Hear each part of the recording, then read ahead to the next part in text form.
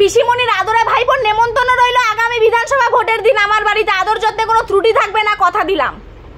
নমস্কার, আমি টুম্পা। পিসিমণির আদরে ভাইপোর এখন নতুন আবদার যে ভোটার লিস্ট ভুয়ো হলে কেন্দ্রীয় সরকারটাই নাকি ভুয়ো, কারণ এই ভোটার লিস্টের বেসিসেই 2024-এ কেন্দ্রীয় সরকার গঠিত হয়েছিল, তাই প্রত্যেক মন্ত্রীকে পদত্যাগ করতে হবে, তাহলে ভাইপো বাবুও নাকি পদত্যাগ করবে। আমার কয়েকটা পরিষ্কার প্রশ্ন ভাইপো বাবু আপনার কাছে, যে যদি তাই হয়ে থাকে, ভোট চুরি করেই কেন্দ্র সরকার গঠন করা হয়ে থাকে, তাহলে অযোধ্যার মতন জায়গায় বিজেপি কেন হারলো? যেখানে 400 পার করার কথা ছিল সেখানে 240-এ কেন আটকে গেল?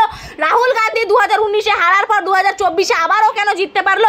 আর আপনার পিসিমণি যে সিংহাসনটার উপর বসে রয়েছে সেটা কিভাবেই বা বসে রয়েছে?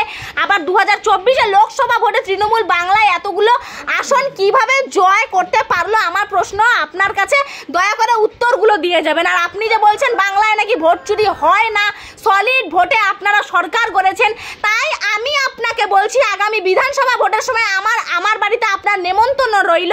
কথা দিচ্ছি যে আপনার আদর যত্নে বিন্দু মাত্র ত্রুটি হবে না। আমি আপনাকে দেখাবো ঠিক কিভাবে বাংলার বুকে ভোট চুরি হয়, আর ভোট চুরি করে ঠিক কারা কিভাবে সরকার গঠন করে আমি আপনাকে দেখাবো। আর আপনার নেমন্তন্ন রইল, আপনি দয়া করে আসবেন, আপনার আদর যত্নে বিন্দু মাত্র ত্রুটি থাকবে না, আমি কথা দিচ্ছি আপনাকে।